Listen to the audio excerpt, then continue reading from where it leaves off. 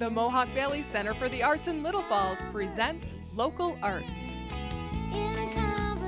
Hidden away in studios throughout the Mohawk Valley are talented artists who are driven to create. The studios of Christy Harrington and Tom Mazzullo are teeming with creative energy. Mazzullo works in the ancient art of silver point, painstakingly rendering his subjects in fine detail. The technique I use, and I've been using now solidly for 4 years, is silver point. It's one of those things I learned in school, like 20 years ago, and kind of have done on and off ever since then. Well, silver point predates a pencil drawing. You draw with fine metals, any non-ferrous metal, soft metals like silver, gold, copper.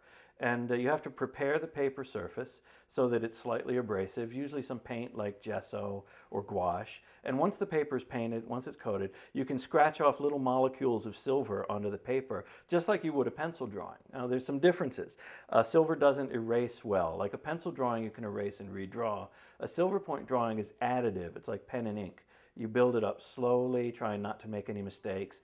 You can make corrections, but you can tell every place that you've made a correction.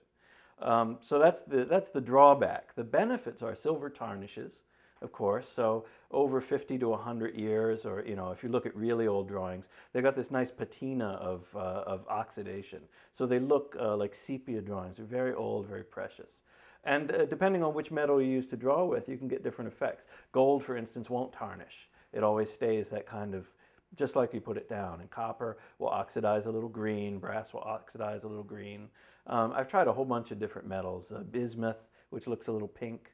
But those are kind of effects, and not really. The heart of the drawing is that you build up the drawing really slowly, and the drawings look very methodical and very kind of serene.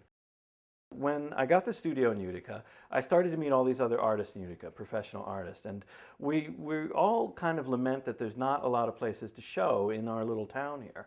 So I thought I would have an open house and invite, like a few other artists. I tried to keep the number small, certainly not all the artists, there's tons of them.